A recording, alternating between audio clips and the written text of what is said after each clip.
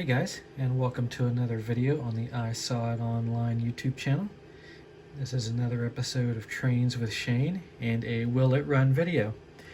What we have here is a Walthers Alco DL-109, which I believe is made by Lifelike. Walthers purchased Lifelike and their proto manufacturing, both HO and N scale, I believe. This little beauty I picked up at a train show here locally last weekend or 2 weekends ago. Anyway, I didn't buy a whole lot of locomotives like I did last year. I mostly focused on getting some track and just some pieces of rolling stock that is always cheaper at the train shows, since you don't have to pay tax or shipping on the stuff there most of the time. So I saw this thing and it was sitting in an Athearn blue box displayed like that, and I noticed that when I picked it up it was connected to this Santa Fe car. It was priced really cheap. The guy didn't know a lot about it. He said, well, it's supposed to have DCC and sound. And I thought to myself, well, okay. I did see the wires, as you can see here. And if you look, it's been attached with a drawbar, similar to the way a steam locomotive would be attached to a tender. Interestingly, also, if you get a DCC in sound, or if you install sound in a steam locomotive, a lot of times there's not enough room up in the locomotive itself, and the electronics and the speakers end up going in the tender, which I think is what has happened here. There is this chassis is a traditional split frame. It is very heavy, but unless you're into machining chunks of the chassis away, there's really no good way to fit a decoder in here.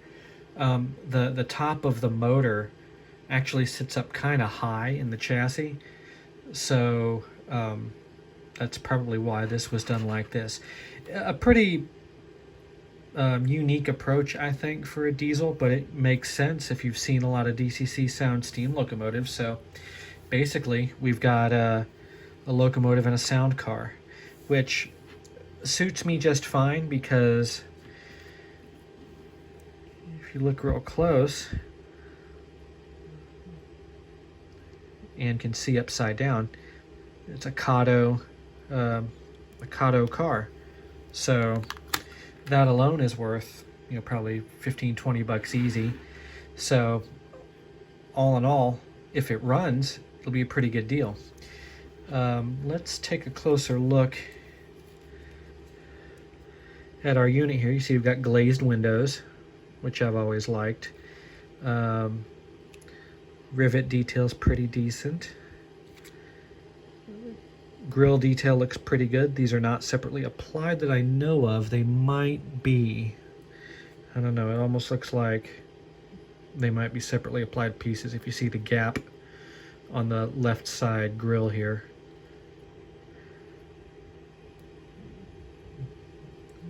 A little tiny bit of weathering. Looks like it was done on the smokestacks and stuff like that. All of the ladders are intact on this side. Our wheels are fairly clean, not spotless, but not bad enough to where I think it's going to mess up our lives here. Other side, more of the same. All the ladders are there.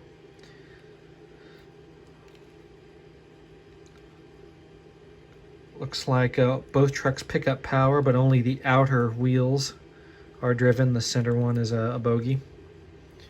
Bogie, I guess that's the right word. Maybe it's not. I don't know. Correct me in the comments, guys. I'm sure you will.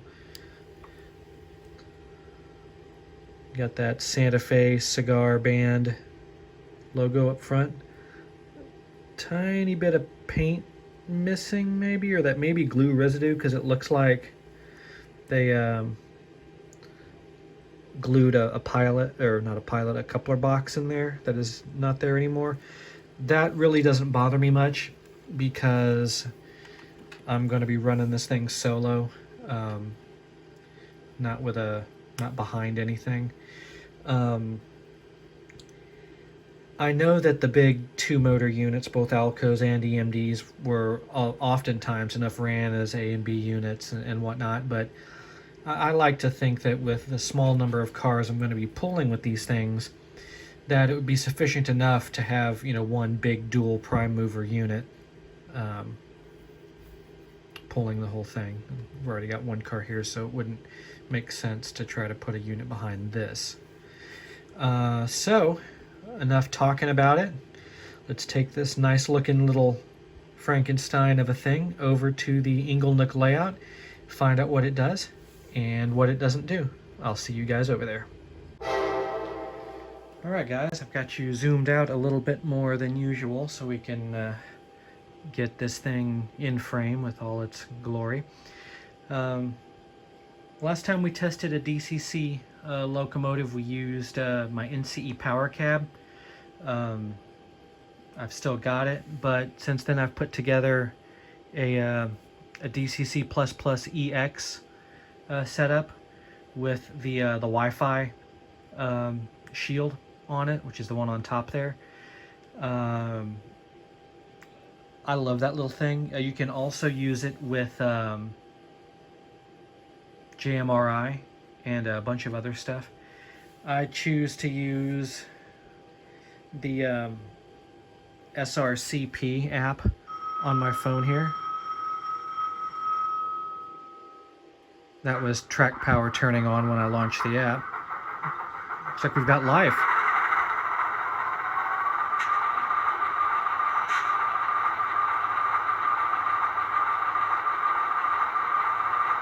Sounds pretty good. Let's see. Sure is loud. Let's see if we can. I'm not going to worry about that. Let's see. Let's try 50, which is the road number there.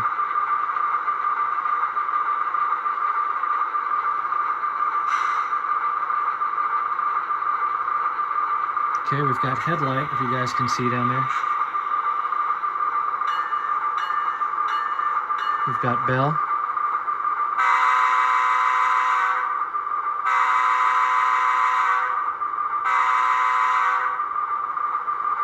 That's cool. Well, let's see if she moves. Let's see. Forward. Okay. Oh, little stutter. Another little stutter. Might have some dirty track or some dirty wheels to deal with.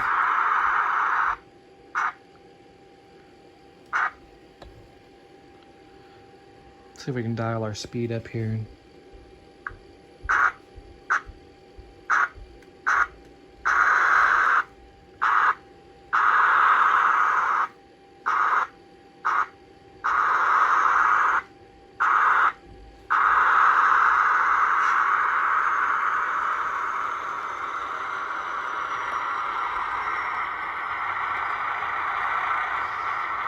I wonder if I might have some dirty spots in my track here, guys. Let me grab a cloth.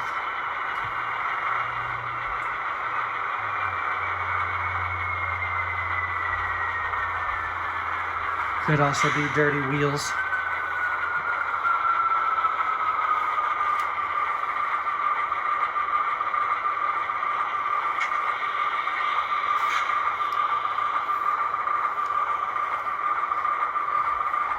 Could be dirty track.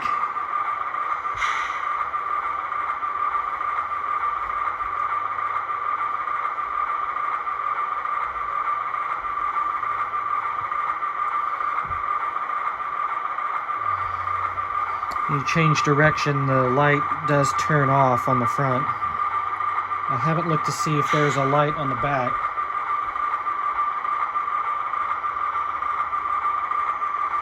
There is not. Let's try again with a little bit cleaner track.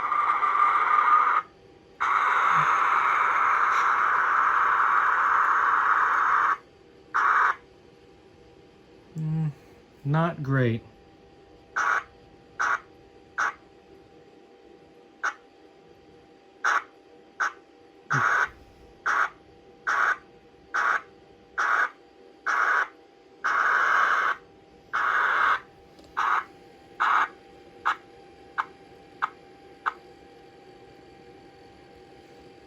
Send her back the other way.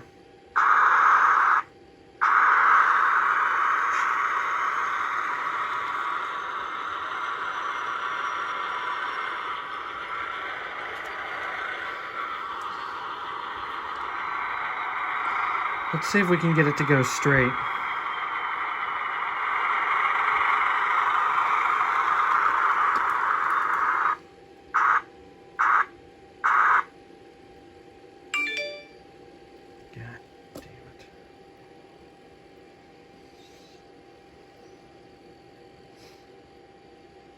We're just going to stop that there, turn off our track power, and well, does it run? Yes. Does it run well? Not good. Could be several problems. Could be dirty track, as I've talked about, because I didn't clean off this part of the track. Could be dirty wheels, could be pickups, could be a bunch of other things.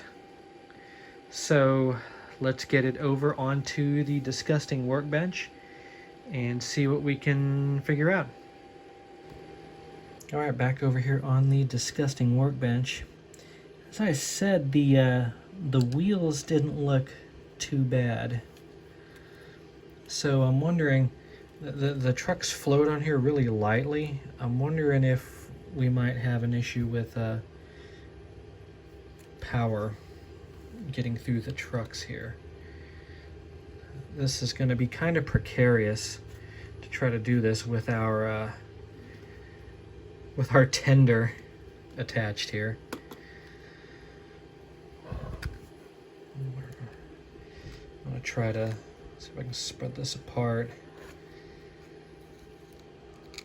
Get this apart without breaking anything off of it.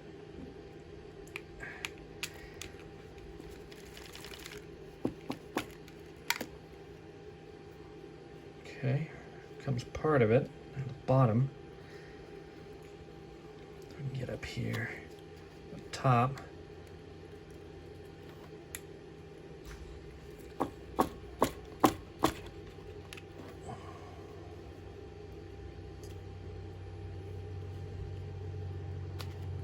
There we go. All right, it's gonna have to be pretty delicate because, as you can see, the stuff runs through the back porthole window.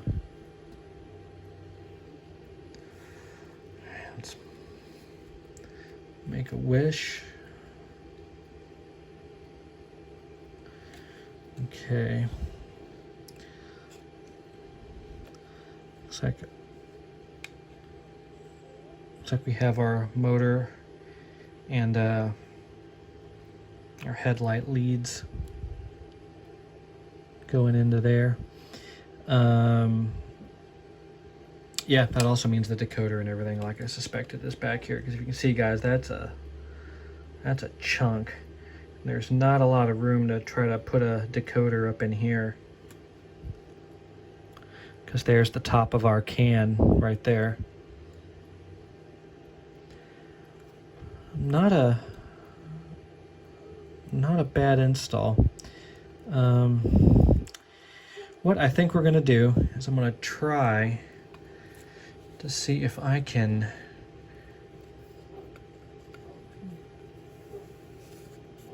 just loosen up these screws here.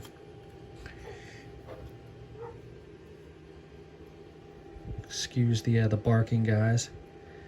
Apparently someone let the Great Dane out in the yard. She goes outside and immediately starts barking at nothing.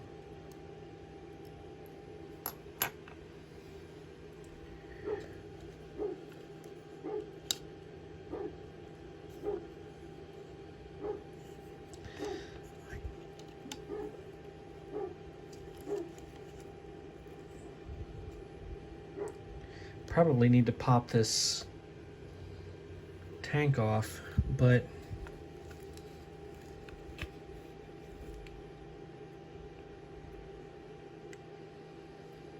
I wonder if I can do so delicately enough. As you guys are probably more aware of even than I am, plastic does not improve with age, so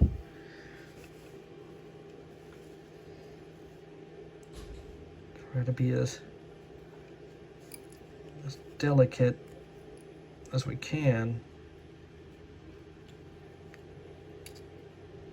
Boy, I can't even get the tip of the screwdriver up in there.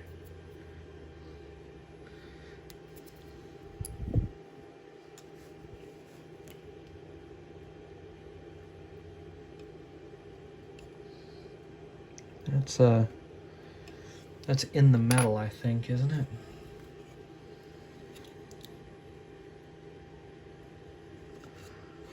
Wonder if we might try the other side.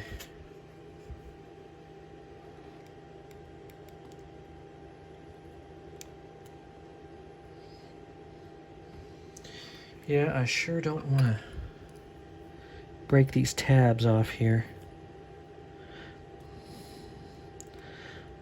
I wonder if we can accomplish what we need to accomplish without disassembling. What I want to do, you guys can see the copper coming from the trucks to the pickup strips on the bottom of the chassis here. Oh. As the chassis tries to slide its way back up into the shell. Come on, man. There we go.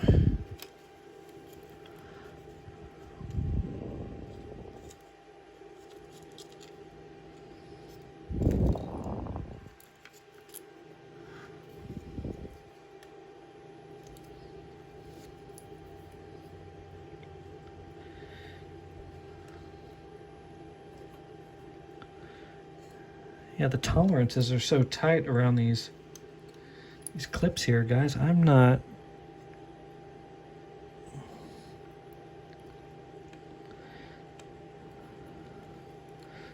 sure. They are too narrow for me to get the tip of my smallest flathead screwdriver in there.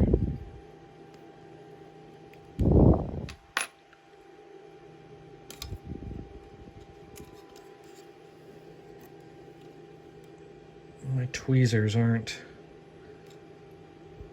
thin enough to get down in there.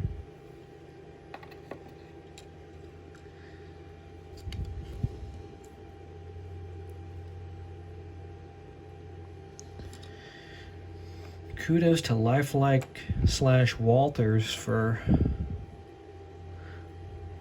the good tolerances on this thing.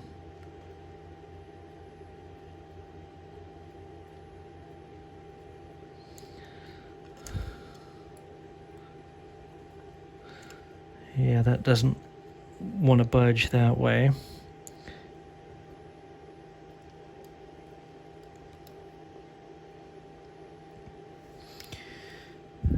Don't know, fellas. If I can... Oh, man. I was going to try to see if I could get... Oh, yep, there we are. See if I can try to get in between here and spread this enough to get our truck out, but with the, oh yes, victory is ours.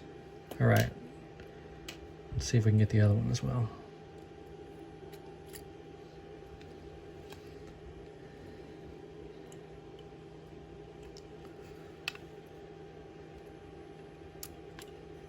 There we go, fellas. Little gentle persuasion. Piece of fuzz. The surfaces don't look too bad. Honestly, it looks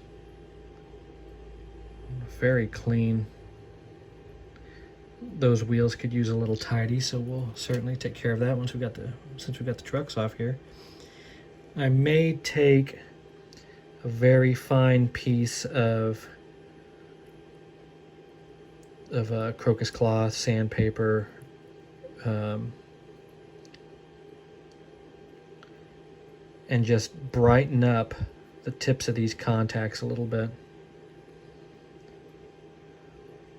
These trucks even come apart? Looks like they might snap on there. Now the question is, can I get that apart without snapping that lip off the truck?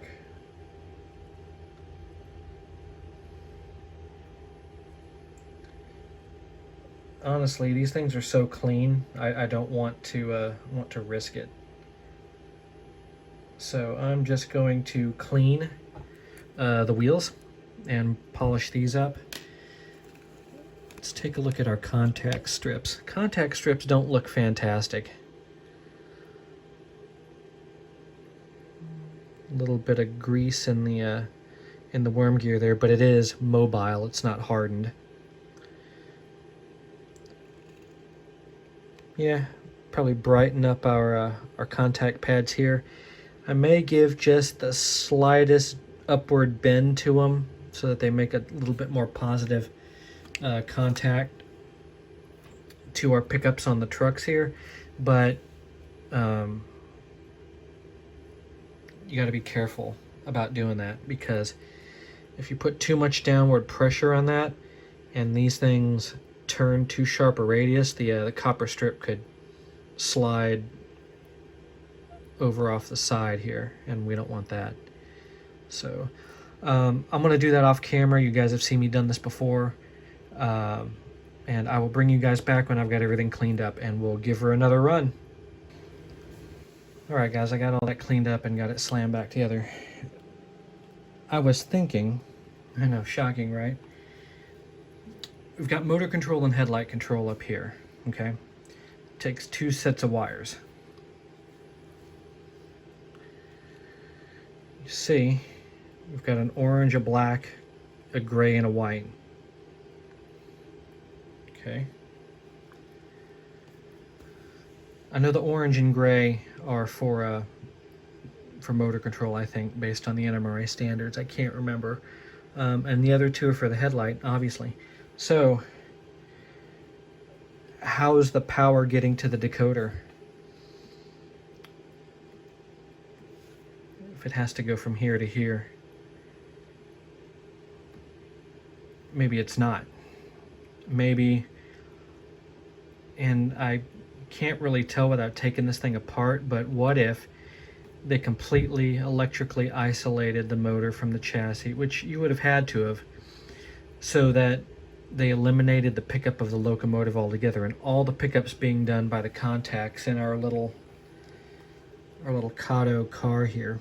Now, if you'll notice, there are copper strips and pickups in these trucks. So, we may, well, it's never a waste of time to clean your wheels, either way. But it may have been a waste of time trying to diagnose our issue here.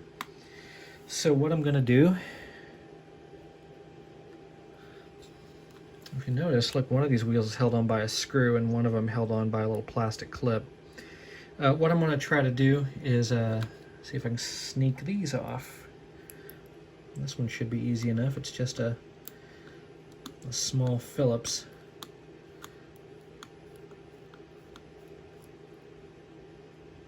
Ooh, magnetized. Put that up here.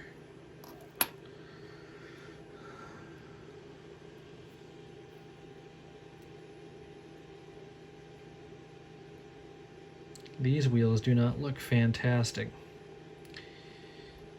So, Kado's little weirdo coupler things. I've never been a fan of those. There's not a lot of, there's no give here.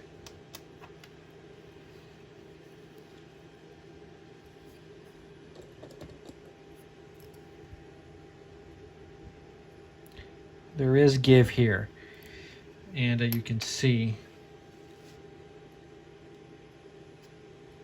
that that's pretty clean. It could probably use a once over.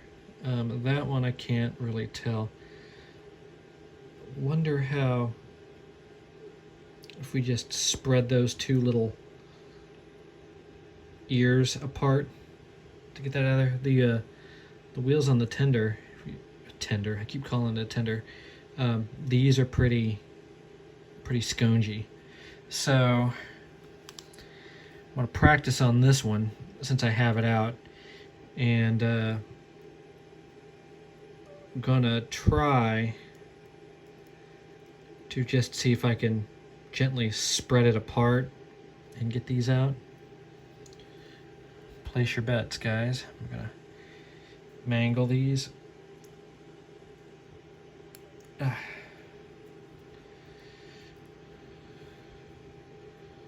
Ooh, got some debris. Could definitely stand to be cleaned out. Okay, so obviously these guys need a cleaning. Little pickup cups in there don't look fantastic either. I always hate prying on plastic. Do this off camera so I can get it a little bit closer to my core here for a little bit better control.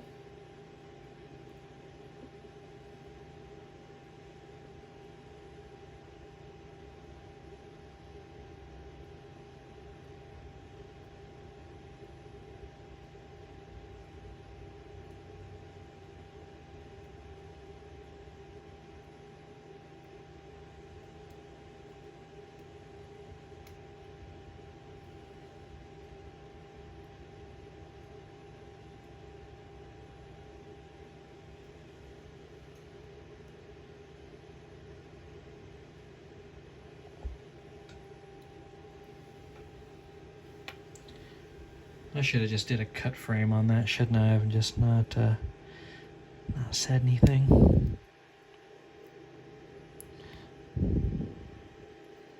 This last one's being a booger and doesn't want to come out. There it is. Let's see, do our little copper pieces just slide out of there?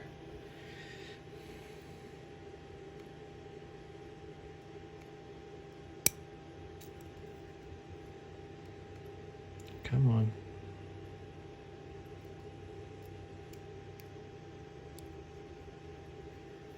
Let's try to push it out through the bottom here. Oh, there we go.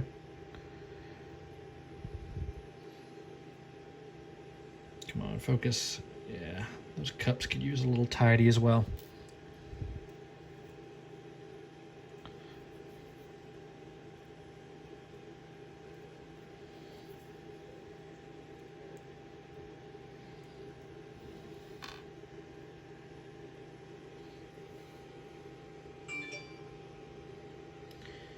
Yeah, I will get these cleaned. I will do the other truck as well. And I will bring you guys back and answer whoever's blowing up my phone. All right, guys, I got the whole thing cleaned and slammed back together. The wheels on the car were pretty funky. Where their little cones hit into those little copper cups. They were really funky, so I squeezed real hard and cleaned them up, and an appreciable amount of stuff came off for the small amount of space that we were dealing with, so there's that. So I've got it back on the Inglenook switching layout here. I'm gonna put our track power on.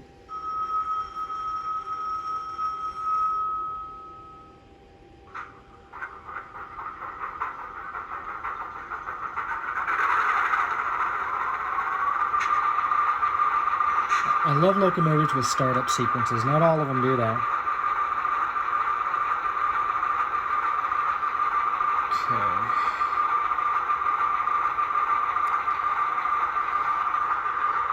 So I can get this on the same frame here.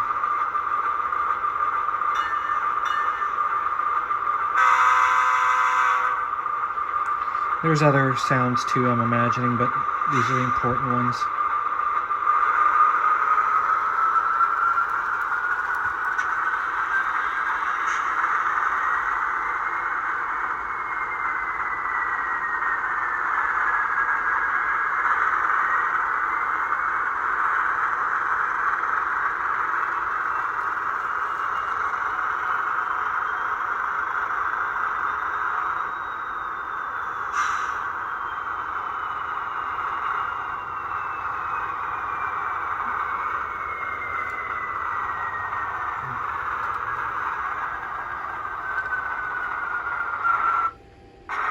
Oh, a little bit of a stutter there.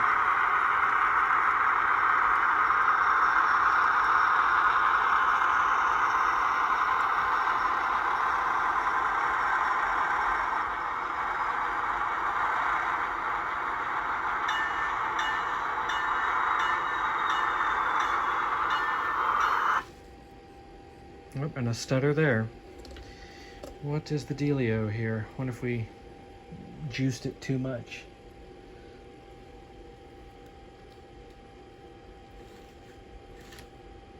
Oh, we may have derailed. Did we?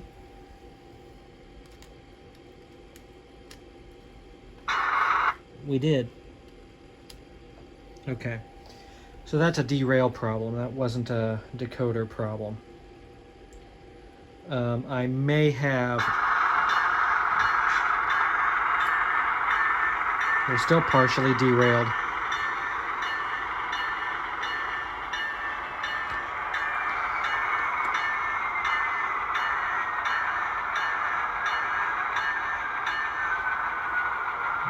See, silent mode.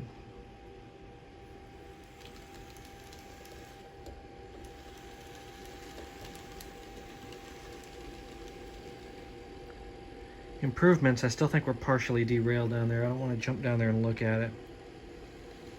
I can tell by the way the car's tracking that it is. The drawbar may be too tight as well, because I did notice it was incredibly loose, so much so that the screw had almost fallen out. So I may have been a little overzealous in tightening that up. Yeah, there's friction there, so might have to come up with something a little more quality than this right here. Maybe add some bushings and hog that piece of plastic out. Put some real small diameter copper or brass tubing in there as a bushing that is thicker than the drawbar. That way we can crank that screw all the way down and have it tight, but the bushing will allow the drawbar to float. Possibly, well, I can't do that here because it's held in by the little plastic clippies. So I think the deal was the drawbar trying to push it. So some adjustments there, some tweaks there. You'll notice we got our wheels a lot cleaner. This front truck was freaking disgusting. So either way, guys, I'm going to call this one a win. I only paid $55 for the whole thing.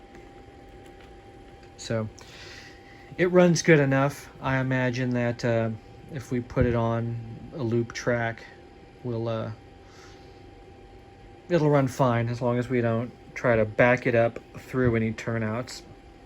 So no switching ops with this, not yet anyway. May be able to add some weight to this car here because I don't know, it's pretty weighty, but adding some more weight to it, I need to calculate what it needs to weigh and put some little wheel weights in there.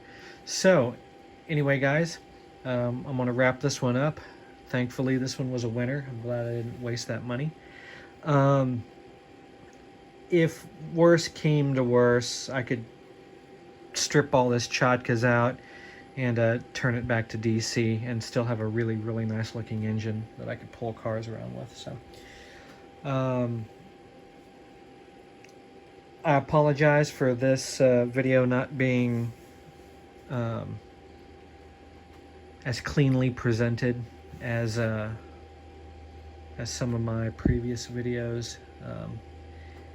It's been a long weekend, man. I've had a sick dog I've been dealing with and really worried about her. She's better now, so I'm very thankful for that. I'm still going to take her back to the vet for a checkup, just to make sure that the antibiotics that she's been taking have had all of their intended effects and no side effects. So what's coming up? I did a tiny little bit of fooling around with the other layout, the big one. I've got all my turnouts and stuff in, so I was going to film some of that today, but I just wasn't into it. I fooled around with it maybe for about 15 minutes total, and there's potential there. I think my new turnouts and stuff are going to work, but it's gonna take some work to get it there. So also, if you guys want to learn how to build one of these, that's the DCC++ EX Arduino control build. You guys saw me controlling it with my cell phone, but you can control it using JMRI on a desktop PC or a laptop. There's a bunch of different things you can do with it. I haven't even really done a bunch, but I assembled the board, programmed it up, and I think it's really cool. I like the wireless capability that it gives. A lot of guys put these together and set this wireless chip as its own access point, and I get that, but what I did was I just tied this into my home Wi-Fi, and I can use it on my phone without having to change settings. I can just stay on my home network, you know. So that's the way I've chose to do it. Your mileage may vary, but let me know if you guys want me to shoot a build video on one of these. I've got a bunch of extra spare parts. I've got enough parts and power supplies to build one more complete, and I'd be happy to film it for you guys if you want to. So that's going to be it on this episode of Trains with Shane. Yes, it will run, thankfully, our Alco DL-109 by Walthers Lifelike. I want to thank you guys for joining me. Be sure to like, comment, and subscribe. We are almost to 500 subscribers. It's going great. I couldn't have done it without you guys, obviously. So, yeah, keep on commenting. Keep on hitting that thumbs up button. If you don't like something I did, tell me. Don't just weenie out and hit the dislike button. Let's talk about it. So, with that, guys, I'm going to sign off, and I'll catch you on the next one. Stay safe, and we'll see you then.